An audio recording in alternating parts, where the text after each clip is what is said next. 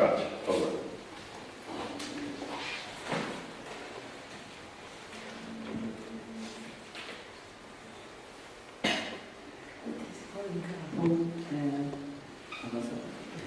Boa noite a todos. É um prazer, uma honra estar aqui com vocês, uma alegria, primeiro, para compartilhar uma história feliz, uma história de encontros, de descobertas. E eu vou contar para vocês por que é que eu escrevi esse livro. Esse vai tomar a maior parte dessa fala, né, desse bate-papo da gente. Eu espero que vocês perguntem, participem. Como foi que eu escrevi e com que propósito? Os três objetivos assim, da minha fala aqui. Em 2010, eu descobri que eu tinha uma ancestralidade judaica. Ao invés de contar para vocês como foi que eu descobri, eu vou contar para vocês agora como foi que eu compartilhei isso com minha família tradicional cristã. Okay? Como é que eu contei para os cerca de 60 membros da minha família, no Natal, tipo no Natal, que a gente tinha uma ancestralidade judaica. Então eu fui conduzindo-os nas minhas descobertas. Eu acho que compartilhar com vocês tem um lado interessante. Peraí, tem que tirar o som aqui, é possível.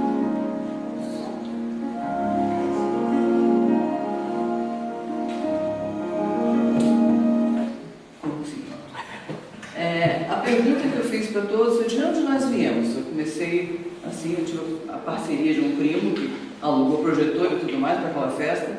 Tive a parceria das tias que deixaram para servir a sobremesa depois da minha palestra, porque se fosse antes todo mundo ia comer, se deliciar. Então tinha assim, tem que assistir a palestra para poder comer as sobremesas gostosas. E então é quando a genética, a história e a genealogia se unem para mostrar o nosso passado. A família Cortes de Lima, Natal 2010. A pergunta que eu fiz foi: de onde veio nossa família?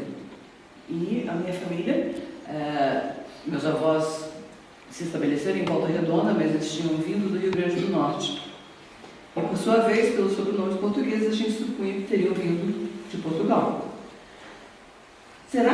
Né? Nossos sobrenomes são portugueses. Eu vou falar com vocês como se eu estivesse falando com eles, tá? O vovô dizia que a nossa família veio da Holanda. Eu nunca acreditei muito pelos sobrenomes, não faz sentido. A certidão de casamento dos pais do meu avô diziam que a mãe era do estado da Paraíba, então já muda aí, já não é mais do Rio Grande do Norte. Eu fui até lá e busquei a certidão de casamento para saber de onde viriam eles. Tem uma testemunha de casamento chamada Jacó, era da Paraíba. E como é que eles teriam chegado do Rio Grande do Norte à Paraíba, de onde teriam vindo? Então eu falei, vamos para isso contar uma história muito, muito antiga. É a história dos grupos humanos pela genética, a história da Península Ibérica e do Brasil, a história das famílias pelos nomes e a história da nossa família, da nossa cultura. É um quebra-cabeças. Então a gente sabe que os geneticistas têm a teoria do grande salto para frente, que o homem já habitava o planeta 200 mil anos atrás, e 60 mil saíram da África e se espalharam, né, em movimentos, em ondas, com datas diferentes, por várias partes do mundo. Alguém aqui sabe um pouquinho de genealogia genética? Quem aqui conhece o conceito? Eu não sabia nada. Então, o que eu vou compartilhar com vocês é a forma mais fácil de eu entender e espero que seja que agregue para vocês. A gente analisa o cromossomo Y, no caso do homem, o DNA mitocondrial, no caso da mulher, né? E a gente descobre que as pessoas, os descendentes, eles vão fazendo marcas genéticas diferentes ao longo desse caminho. Então eu consigo descobrir de onde olhando meu DNA, analisando meu DNA, eu vejo pela minha marca genética qual é o meu haplogrupo, que é como é chamado esse grupo de descendentes. Que são, eles vão eu fui para cá, depois fui para cá. As rotas são muito mais complexas do que essa, tá? Então, olha a teoria, a maneira de descrever isso, que o autor do livro As Filhas de Eva, Brian Sykes, ele deu. Então, assim, olha, imagina então que um grupo de pessoas sai numa viagem, estão com barcos, com mastro. E aí eles colocam, além desses mastros, discos coloridos no mastro do barco. Então saiu dali, tem um conjunto de discos. Esse grupo se separa em algum momento. Então, os dois grupos que estão ali têm a mesma marcação. Só que, porém, os descendentes dele, pelas mutações que acontecem naturalmente pela genética, vão agregando outros marcadores no seu conjunto de DNA.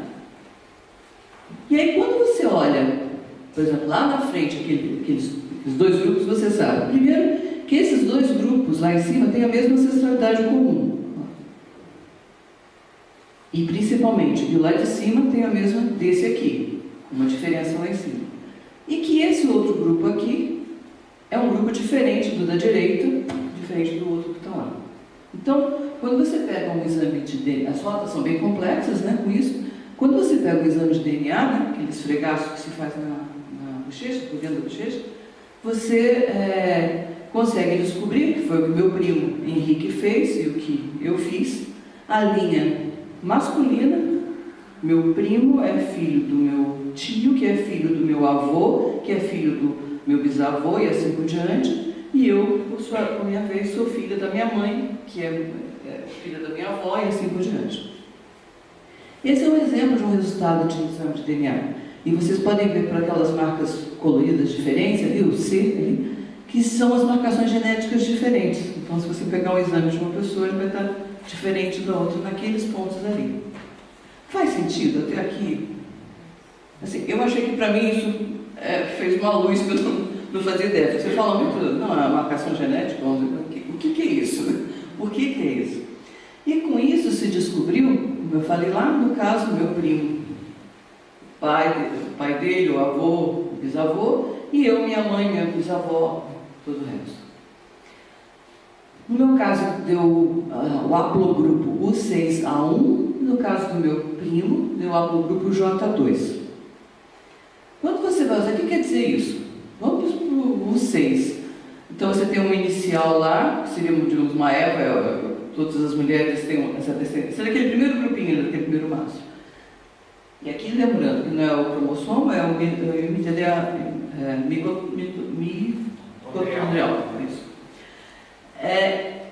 Tem origem no Oriente há 50 mil anos, ele é raro, dos mais antigos.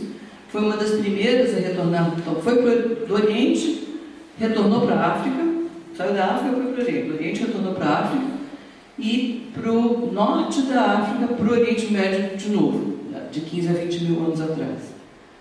Hoje, né, quando a gente pega a distribuição, hoje estamos em 2010, o resultado teria que reavaliar.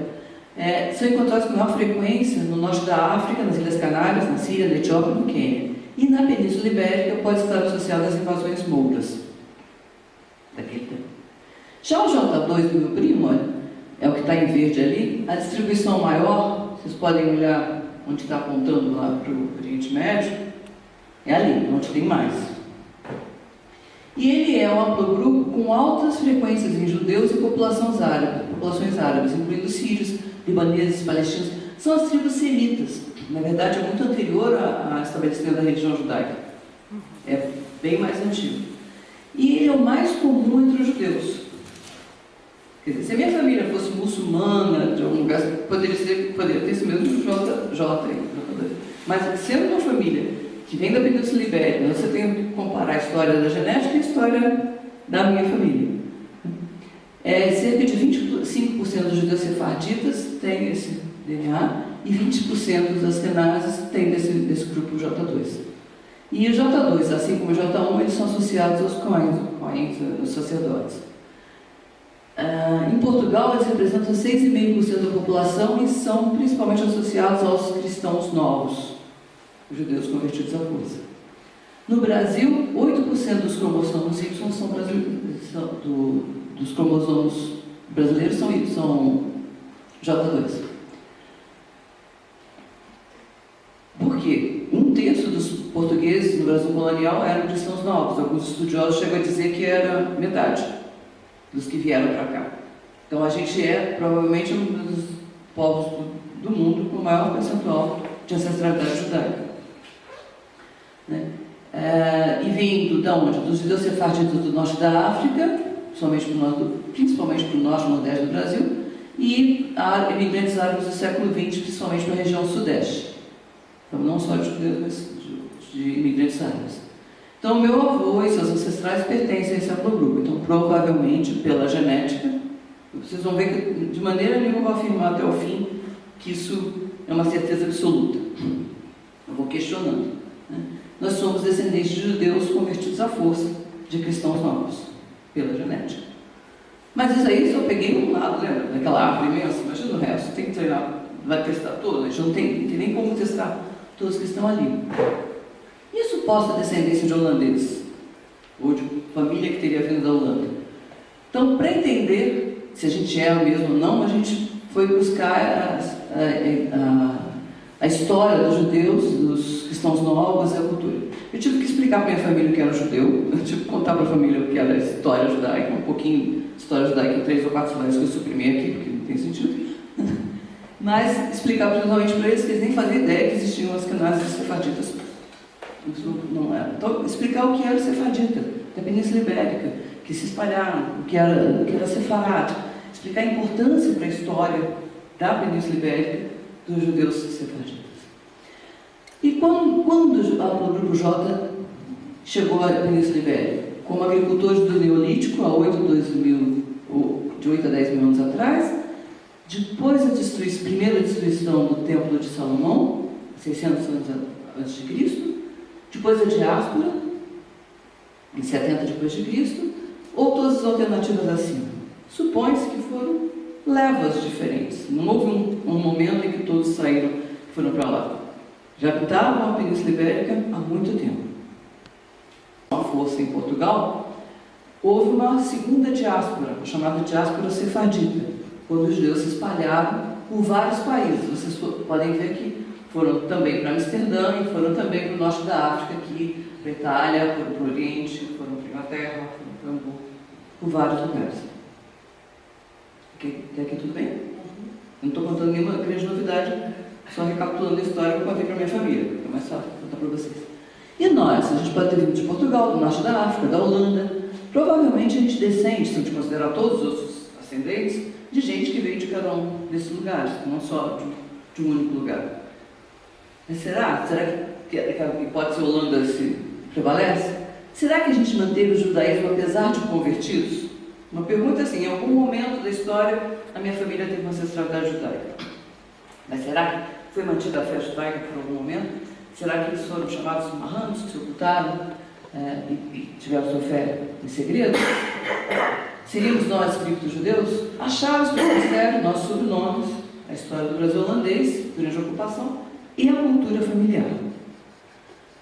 No Brasil holandês, eu contei um pouquinho para eles da ocupação, recapitulei, né, que todos já sabiam, do Nordeste,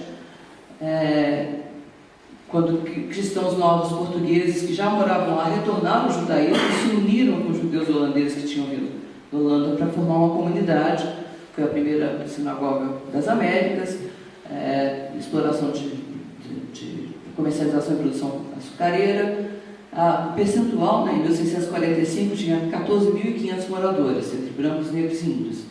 Dos 6.500 brancos, 1.500 eram judeus. Essas são as estimativas dos historiadores da época. Tiveram todo o apoio do Maurício Nassau, para quem foi fundamental a contribuição judaica para o comércio e para todo o resto. Lutaram ao lado dos holandeses e forneceram suprimentos durante o cerco português. Tiveram liberdade de culto. Aqui era o paraíso, né?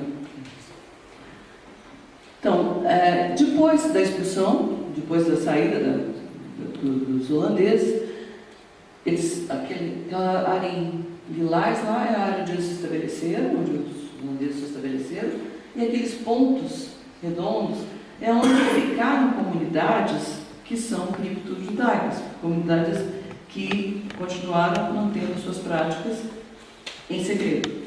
Eles ficaram no Brasil. Havia uma hipótese que eles teriam ido embora, meu Deus, e não foi embora. Só que eles não tinham só aqueles judeus holandeses que tinham vindo para cá, tinha os que já estavam aqui. Tinha Branca Dias e outros personagens da história que tinham se mantido. E nós, a minha família, nós somos dessa mesma região. Então, já além do J2, se fosse um J2 que estava morando em Brasília, minha família se estabeleceu em Brasília, vindo lá de não sei não. Não. É daquela região, com o DNA, o haplogrupo J2. Meu avô confirmava essa coisa da descendência holandesa, ou vindo da Holanda. Será que o nosso sobrenome, seria o nosso sobrenome um sobrenome sefardita? Porque tem muita gente que tem a questão dos nomes. O sobrenome Pinheiro é sefardita. O sobrenome tal não. Existem pesquisadores seríssimos que compuseram um dicionário, infelizmente eu não trouxe, mas vou mostrar aqui, com essa seleção do que é e o que não é. E tem muitos sobrenomes que são cristãos, foram adotados pelos cristãos e pelos judeus sefarditas. Ou porque foram batizados por um cristão, ou porque são da mesma cidade.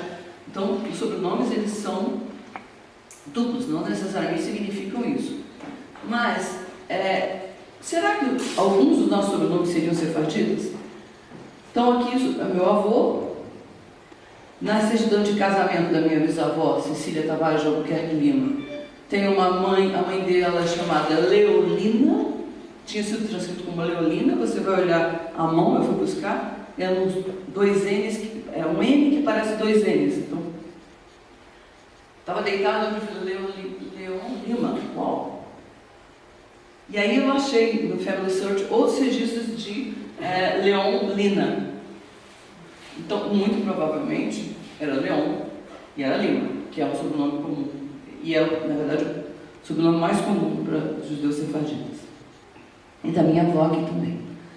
Então, esse dicionário sefaradi de sobrenomes, do Guilherme Flemingboim, Ana Campagnoli e Paulo Valadares, mapeia 16.914 famílias, tem 11 mil verbetes, vai do século XIV a XX. Eles fizeram uma peneira muito bem feita e viram, por exemplo, Lima. O primeiro sobrenome que eu fui direto foi o sobrenome do meu avô, Lima, e está lá, Amsterdã, Hamburgo, Londres, vários lugares. E é um sobrenome toponímico, quer dizer, de origem de um lugar, né? É Ponte de Lima, por isso Lima. Claro que eu fui lá, né? Não tinha como não ir. E tem referência a inquisições várias que mencionam essa família. Então, mas um só sobrenome seria? E os demais? Esses são os sobrenomes da minha família. Você olha, todos os sobrenomes são sefarditas. O que mostra o casamento entre famílias, que era outro hábito. E se você olhar do lado do meu avô, todos têm passagem por Amsterdã. Acho que o avô estava certo. Dou o braço a torcida. E da minha avó, ali em Portugal, a maioria, em Amsterdã, um sobrenome, Alves. Todos os sobrenomes são sefarditas, e a maioria, então, do meu avô, dos sobrenomes tem registro na Holanda. Melo é que não tem, porque não tem dois L's, se eu não me engano, aqui. Não, é Tavares que não tem, e Melo com dois L's, para ser precioso. E tem um Lima que pertenceu à comunidade judaica de Recife. Esse, especificamente, retornou para a Holanda e moveu um processo pelos prejuízos que tomou. Esse é o dicionário. Então, estava aí genética, geologia. E será que eles se mantiveram judeus depois de saírem do Recife? Aí eu fui perguntar para minha mãe, fonte preciosíssima de informações na época, felizmente, ela estava bem lúcida. Costumes judaicos da nossa família: casamentos endogâmicos, hábitos que persistiram, matar galinhas tirando sangue. Meu avô jamais comia peixe sem escama. Comia peixe com escama, peixe só sem escama. Depois do cemitério, uma limpeza assim, total e restrita. Um total afastamento da Igreja Católica. Ninguém tinha uma imagem de santo na parede. Ninguém tinha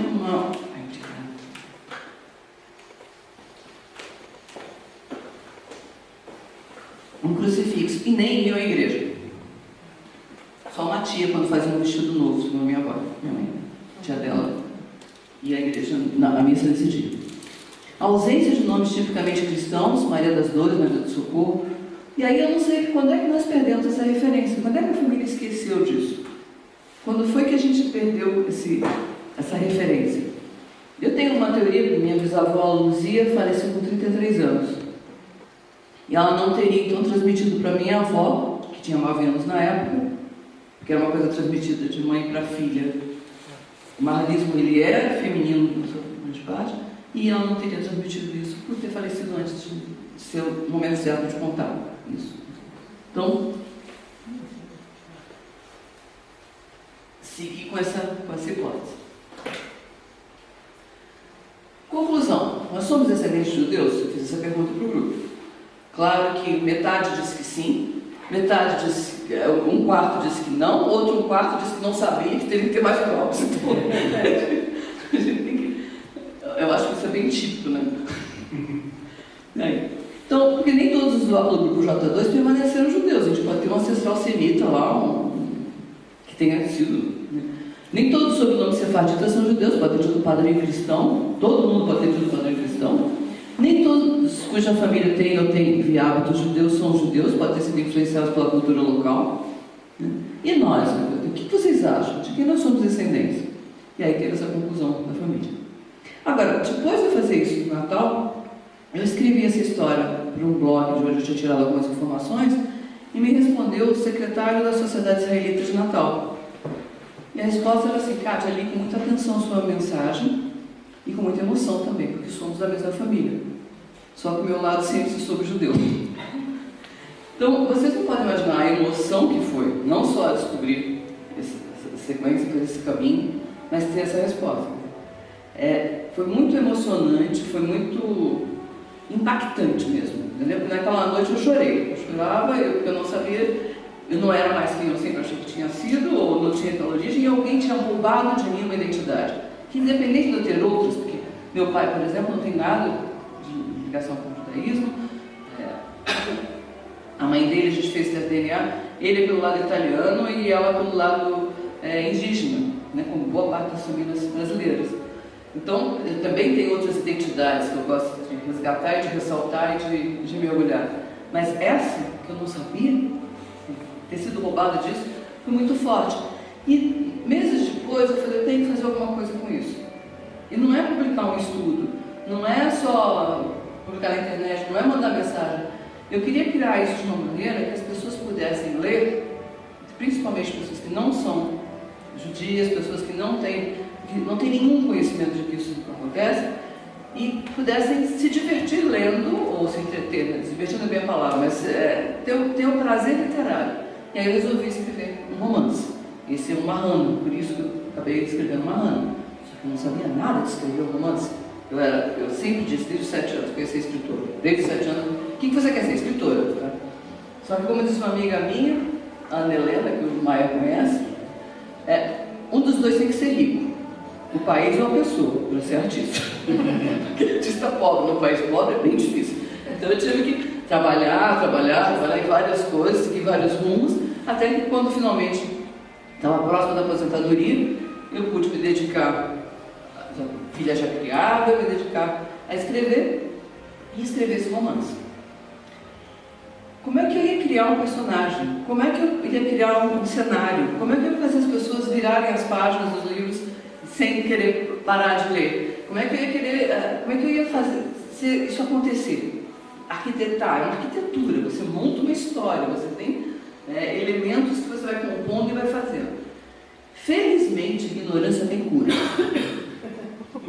Graças a Deus. Então, e há livros e mais livros sobre o assunto, em língua inglesa, boa parte. Felizmente existe Amazon, felizmente a gente está nesse momento em que a tecnologia nos permite ou comprar o livro e ele chegar, ou ler no Kindle, né? Existem audiolivros, e fiz esses 2 cursos que foram maravilhosos, né? Escrever ficção, como escrever. Esse outro, aqui eu também ouvi, esse Stein on Writing, que é bárbaro. Então, como você criar Primeiro, toda história tem que ter um conflito. Não existe história sem conflito. Se não tiver conflito, não tem história. Ela chegou lá, ela se apaixonou por ele, se apaixonou por ela, casaram e ficou feliz. Não gostou dele, mas aconteceu outra coisa, mas depois assim. Então, o conflito da minha história é um conflito universal, é uma mãe em busca do seu filho, é uma comerciante. Eu voltei na história, como eu não tive como voltar além dos meus trisavós, eu pretendo ainda um dia voltar para a genealogia com força total e ir para trás. Eu criei uma ancestral fictícia, eu criei a Catarina. A Catarina mora em Amsterdã, é uma comerciante, viúva, e mora lá e o filho dela desaparece. Então ela vai em busca do filho desaparecido, provavelmente por força da Inquisição. E esse é o grande conflito do livro. Só que eu sou mulher, sou romântica, então também tem uma história de amor no meio, claro. E a história vai se desenrolando. E para escrever isso, eu tive que ler também como escrever, não só romance, mas como escrever um romance histórico.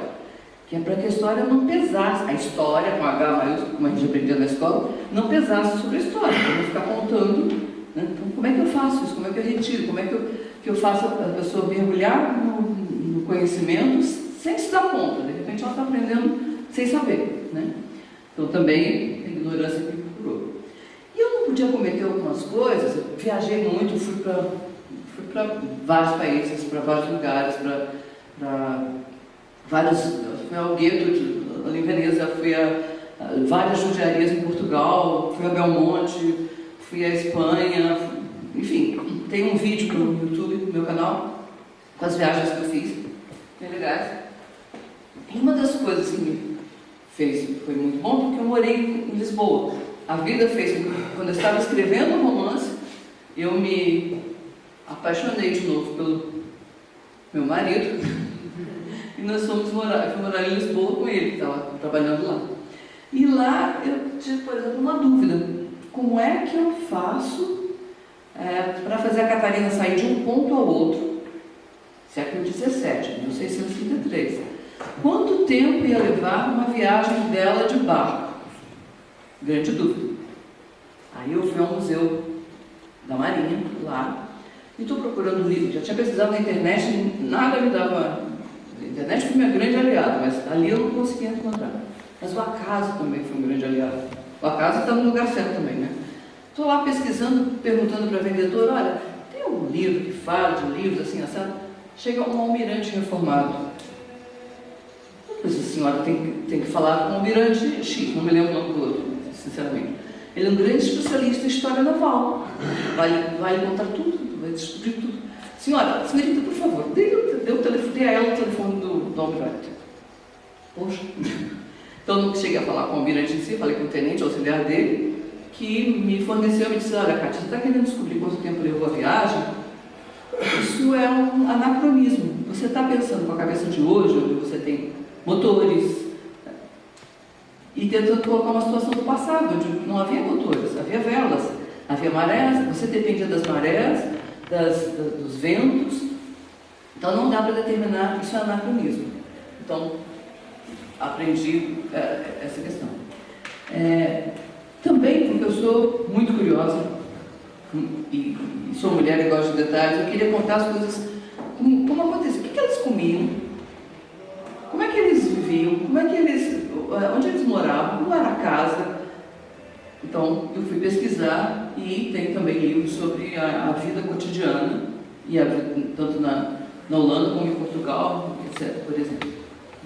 Eu queria saber, por exemplo, como é que a Catarina ia viajar, onde é que ela ia levar que roupa que ela ia levar. Essa mulher para viajar, essa dificuldade histórica, né? Que roupa eu levo? Então, o que ela ia colocar? Que roupas íntimas ela ia levar? E eu descobri que mulheres não usavam calcinhas até 1800, elas usavam combinações. Então, ela tinha que levar várias combinações. São esses detalhes, assim, eu sou meio neurótica por contar uma história de um jeito que seja... Devo ter cometido erro, então não estou dizendo que seja perfeito, mas eu busquei minúcias possíveis. E mais do que contar como era a vida naqueles países, naquela época, eu tinha que descobrir como era a vida judaica naquela época. Eu tinha que descobrir como era a vida judaica sefardita. E eu achava muita referência às canais, mas não sefardita. E tinha que descobrir como era a vida judaica sefardita e a vida dos marranos. Quer dizer, então, esse livro da 15 segundos, Secrets and Deceit, me ajudou muito, porque desse tamanho, um compêndio de práticas que foram relatadas naquela época, principalmente até da Inquisição, de como as pessoas faziam as coisas, como os marranos faziam as coisas. Então eu tem uma oração da Catarina em que ela agradece, de manhã ela lava as mãos e agradece a Deus por tê-la feita mulher. Existe essa oração no judaísmo? Fazer um homem. O homem que faz, diz, agradeço por não ter sido feito homem, a mulher, certo? Essa é uma oração marrana.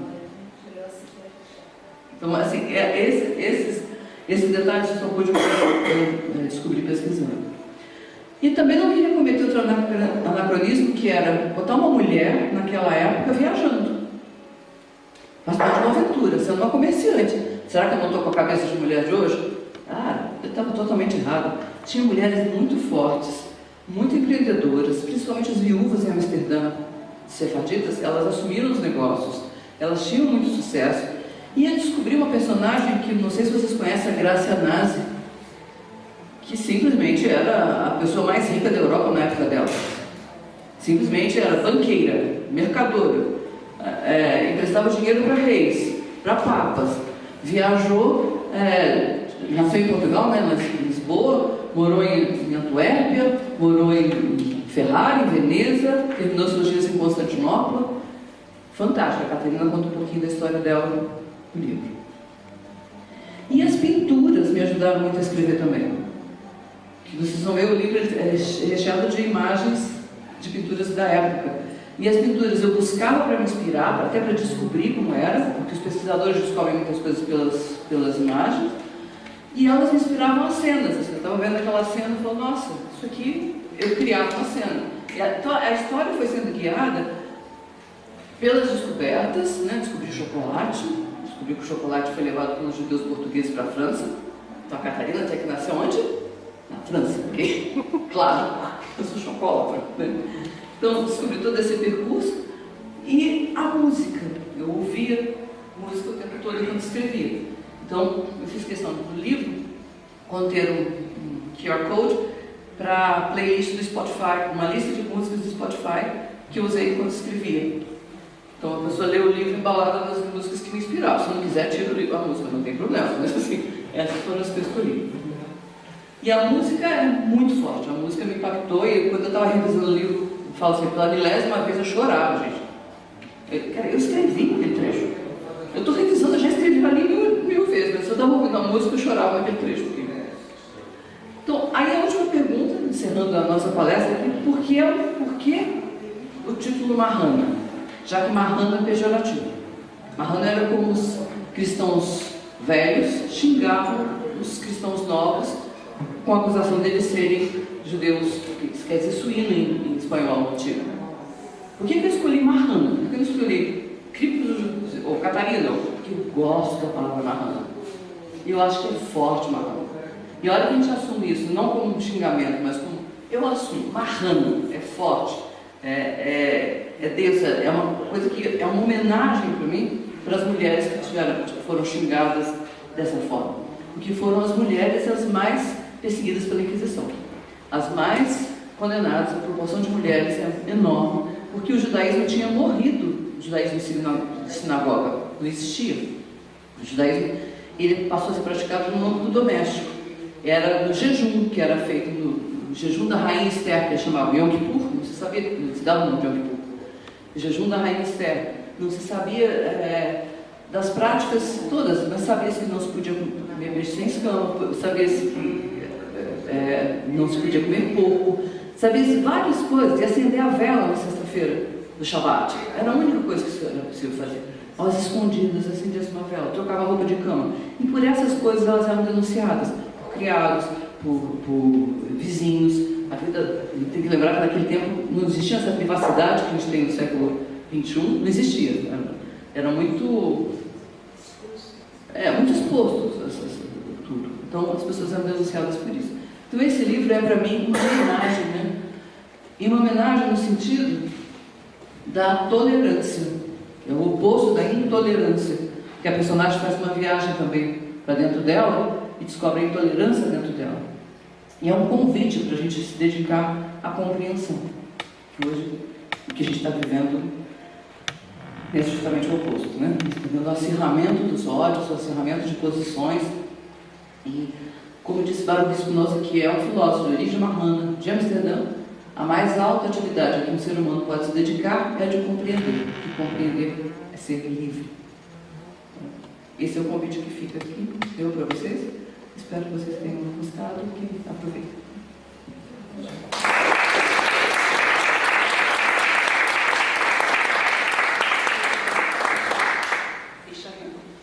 Perguntas? Temos tempo, né? Alguém quer fazer perguntas para cá? Queria comprar um livro.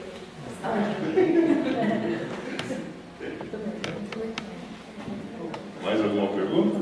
Posso dar Tá. uma curiosidade inspira. A capa do seu livro é a noiva judia, né? O quadro. Por que você escolheu esse quadro para ser a capa do livro? Para mostrar que era um romance. Então, eu acho que eles chamam a atenção desse romance porque é uma imagem que eu amo. Acho um dos O meus significado do quadro é muito lindo. É muito lindo. O Rembrandt morava no mesmo bairro da Catarina. A minha personagem, eu coloquei. Rembrandt morava no bairro judeu de Amsterdã, convivia e teve como modelos muitos judeus. Teve como temática da vida judaica. Você quer explorar com a gente um pouquinho mais o significado do quadro? Não, é que eu tenho esse quadro em casa. Eu comprei esse quadro numa viagem para Amsterdã já faz alguns anos, e depois de visitar o Van Rijksmuseum, a explicação desse quadro me chamou muita atenção. E eu acabei comprando uma réplica e levei para casa. E foi uma surpresa muito bacana na hora que eu vi na capa do livro esse quadro. É um dos poucos que eu sei história, conheço um pouquinho. Pode contar para a gente um pouquinho? Eu li. Eu sei muito superficialmente que ele tem alguns símbolos que eram muito díspares da época que ele foi pintado. Por exemplo, aparece o cara com a mão na barriga da mulher sugerindo que ela está grávida. E era uma coisa que você não vê em outro quadro de Rembrandt e nenhum artista temporal dele. Porque não era comum aparecer os homens tocando as mulheres nas pinturas. Então, na hora que você vê ele com a mão pousada sobre o ventre dela, fala, bom, primeiro está expondo a intimidade da mulher que não é de nossas pinturas. Segundo, a intimidade do cara com ela, com a mão sobre aqui na barriga dela, muito em alto, que também não era comum. E aparece ele olhando para ela, que também não era comum. Então, são algumas particularidades desse quadro que fazem ele ser muito específico. Você vê aí a chave. Ele está com a mão sobre ela está mostrando uma gravidez. São alguns detalhes que Rembrandt não costumava fazer e os artistas da mesma época também não. Era meio que um dogma. Tabu, né? Então ele quebrou todos os tabus com esse quadro. O olhar do cara para ela, tem algumas coisas que... Uma ternura. Então, tem alguns outros detalhes que eu não lembro agora, mas eu lembro quando eu era bem mais novo, que eu vi esse quadro lá no Amsterdã, eu falei, cara, eu quero esse quadro. Legal, obrigada por trazer pra gente. Imagina, foi muito legal ver. Você está no Kindle também? Está no Kindle também. Está na Amazon, no Kindle, na Amazon Brasil. Eu tenho um cartão, se vocês entrarem no meu site, dá para comprar pelo Kindle, pela Amazon. Eu trouxe aqui também, sai mais barato você comprar de mim, já agindo. Tá. Mas pode ser em vários lugares, tem site, tem a fanpage, tem uma série de coisas aí. Eu queria agradecer então a oportunidade de estar compartilhando com vocês essa história, que para mim é muito importante, né? E convidá-los para a viagem. Então, só mais uma coisinha. Nós fomos para uma viagem nossa para Hamburgo. Nós fomos parar no cemitério judaico de Hamburgo, enorme. Os túmulos de 1400 e o final do século, e só nomes separaditos, só judeus. Então, eles foram para Hamburgo e lá eles tiveram uma vida muito ativa também, eram mercadores, e um cemitério enorme que não foi destruído na Segunda Guerra. As mulheres, os túmulos das mulheres eram em pé e dos homens deitados.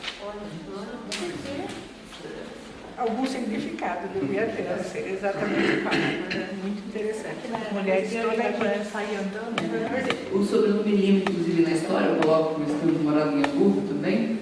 Tem um livro chamado Os Sefaraditas em Hamburgo. Nós temos hoje também. É maravilhoso, trata disso. E sobre cemitérios, eu fui no cemitério de Amsterdã, as lápides do cemitério, nem Amsterdã, uma cidade próxima, são muito diferentes das lápides dos cemitérios judaicos tradicionais. Tem brasões. Sim. Então, os judeus sefardistas trouxeram a fidalguia para aquele. Você conheceu? Boa noite. Com referente à sua história, eu estou aqui hoje porque já tem 5 meses que eu descobri essa veia judaica e o teste de DNA ainda não saiu, mas eu já sou meio rato de sebo, então consegui, com a ajuda de um site, pesquisa ali, já, aprender mais uma ou duas línguas ajuda bastante. Um livro também que eu ainda não comprei, e mais alguns outros livros que saíram falando dessa história, está meio apagado, está começando a vir à tona. Eu descobri também a minha raiz e também passei quase com a mesma situação que você, né? Pega um sobrenome, vai pesquisando, depois se descobre mais um terceiro. E aconteceu um acaso, eu tive que ir em Taubaté para pegar listagem na curadoria lá da igreja. Eles pegam material até de algumas cidades, eles pegam por regiões. Teu bispado. E eu encontrei uma moça que já tem uma listagem, ela só não deu a entrada, ela também, com certeza, também se encaixaria no grupo, né, sefardita. E aí acabei encontrando uma prima, que ela escreveu uma genealogia, e aí eu comecei a entrar em contato com ela, e ela acabou comprovando o que eu já tinha chegado em parte, traçando os nomes daqui dos meus familiares e com os nomes dos que vieram, porque assim teve eu praticamente larguei tudo, você fica um pouco obcecado. Sim, bastante. Porque assim, eu particularmente dizendo, eu sempre fui assim meio que pró-Israel. Por gostar de história, você entende tudo o que acontece, então você meio que se posiciona. A questão é essa, independente de se você veio de um lado ou de outro, você acaba se posicionando. E aí quando você descobre que também sua família tem essa história toda também de ter se convertido à força, no meu caso, eu senti um peso. Então assim, tem uma ancestralidade toda, alguém foi cobrado, também tem parente que casou com um primo, essas coisas todas, mas assim, não cheguei nem nesse mérito, porque são só 5 meses. E a descoberta disso foi até de certo modo um alívio, porque assim, explica muita coisa, como se diz assim,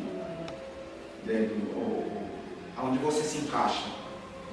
Porque aí você descobre o porquê que você pertence. Aquilo lá, uma parte só que pertence, porque eu também tenho índio, tem italiano, que se eu não me engano não tem nada a ver com judeu, mas tem português, tem espanhol, então assim... É uma coisa bem salada brasileira. Aí eu falo, não tem como não deixar de ser, mas assim, eu só compartilhando aqui a experiência, porque assim, eu sei que você está sentindo, eu também é emocionante e é uma honra também.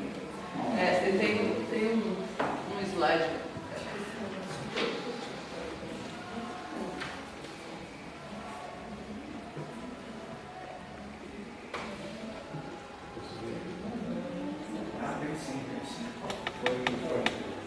Tem que essas coisas ser divididas, para ser compartilhada, porque é importante, né?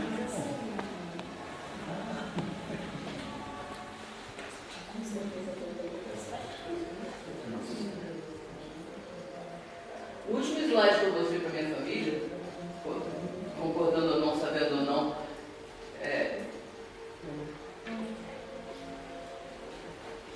é o que Einstein falou, que é uma paixão pelo conhecimento, um amor pela justiça que beira o fanatismo e uma luta pela independência pessoal. São esses os aspectos da tradição judaica que fazem com que eu me sinta afortunado por pertencer a ela. Então, mais do que DNA, mais do que nome, mais do que cultura, para mim são os valores. Os valores são muito, para mim, falam muito comigo. Falaram a vida inteira comigo. Então, de repente, quando você descobre que você tem a ver com essa tradição, com essa, é um motivo de muita alegria. Obrigada. Só uma. Muito só uma- obrigado. Sim. só uma- Teve Rapidinho. não, claro.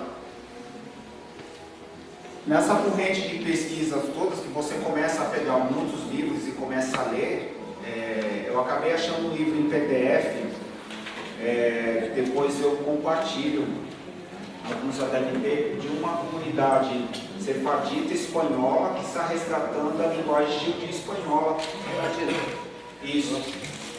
E eles estão buscando para começar a inserir isso, como já tem nas escolas judaicas, ou falando hebraico, mas agora para falar esse dialeto diferenciado. Então assim, já está tendo uma pesquisa, o que de certo modo é bom, porque até onde eu pesquisei, o uso de uma cultura da minha família, eu descobri 3 também, espanhol. Então, isso é parte, no mínimo, os meus ancestrais. Na América Latina inteira, não é espanhol. só o Brasil. Obrigada. A redescoberta dessa história apenas no começo. Você banca meio Indiana Jones.